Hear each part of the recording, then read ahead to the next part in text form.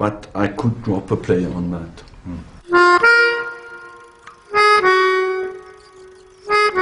Is it true you once studied a match for 7 hours? I don't know. I'm capable of every crazy thing and of every crazy mistake as well. But it's an obsession, this job, and every manager who is in that job would tell you that, you know. And the difficulty in our job is always to go to the root of the problem, and that is very, very difficult. That demands a lot of analysis before you make the right decision. Arsene Wenger came here from Japan. Who will expect what Arsenal will achieve? Arsene's Arsenal are on course for another double. Arsenal are the champions. Tony Allen, what a way to clinch the championship. Unbeaten from start to finish. Is the Champions League the one trophy now that would be the greatest achievement, Yes. something to cap your career? Yes, because first of all the club has never done it, and I want to achieve it for the club. And we have come very close, 13 minutes close, you know, and we want to get closer next time, and hopefully next time will be in 2008. You've got a very big month of April coming up with 4 games, 3 of them of course against at Liverpool and 1 against Manchester United in the space of just 11 days. So that's going to be a great test of your young squad. Yes, we had a little bit of a dip after the Birmingham game, and I felt that no matter how much you work with your team, it is always a needed time to heal. You could see that it had disturbed the team because on the same day we dropped 2 points, unneeded points, so it just were in turmoil and no clear conscience for a while of what's happening here. It's as if they have lost the Premier League title and every cup you could play for in 1 minute. 2 managers in Europe at top clubs only 2 managers have achieved more than 10 years service. That's yourself and Sir Alex Ferguson. Is there a quality that you 2 men share, or is that just a consequence of your success? I believe that we share passion, and we are given the time and manage to change the teams and at the right time. To reinvent your teams? You have always to try to move forward.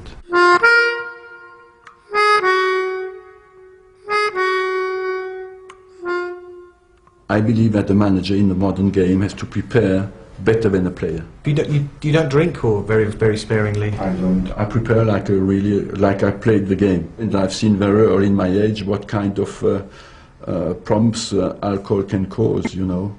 And change of personality or fitness, or of destroying people. If you put the wrong petrol in the car, you don't go very far. And for a human being, it's exactly the same. I'm always thinking I have to prepare, but if I pick myself on Saturday, I have a chance to play well, you know. And I really prepare physically to be ready to play. Of course, I know, unfortunately, I will not. But I think that kind of attitude is the right one. What would the statistics say if you didn't pick yourself? They would certainly stand out, but in the bad way. Do you want to talk about referees? Oh, yeah. What a subject. That was my tackle. You've had an interesting relationship, because we were talking about officials and the mistakes they make and how technology could help them. Isn't making a mistake just part of the game? It's not part of the game. It's part of the fact that we are all human beings and we make mistakes, but it's not the part of the game. That's the part the human being brings into the game. And I believe as well what we have to try as managers is not to put them under pressure before the games, because that's very unfair. And some of the things that's going on sometimes before the game, and that they are never punished by the FA, and I find them really unfair. For example, I hope we have a good referee. I hope we'll not make the mistake we had made last time against us, you know.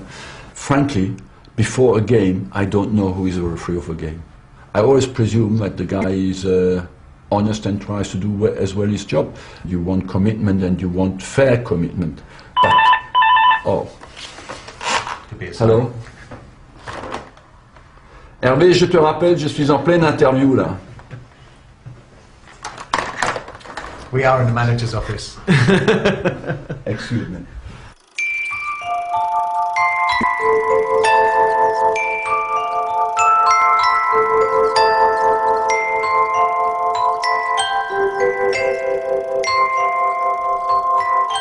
Do you ever see yourself anywhere else? Because you're so identified with Arsenal now, and there was, I can't remember if this is true or not, but you said you couldn't remember life at the clubs before Arsenal at one point.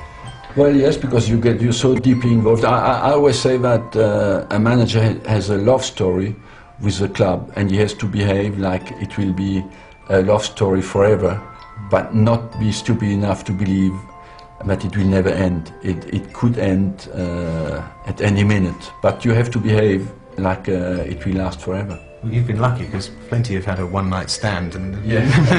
out along their suitcase. I've been very lucky in my life on that, because I think I made 7 years in Monaco. That was quite a very, very long time, and now 11 years here, so 18 years, 2 clubs, that's quite lucky. Can you see beyond management? Can you take it easy afterwards, maybe be chairman or something here? Not really, no. Because what I like, in fairness, what I prefer is in the morning, you have been on the pitches out there, is to walk out there and spend time with my players. That's what I love, and to sit here in the office is not what I love.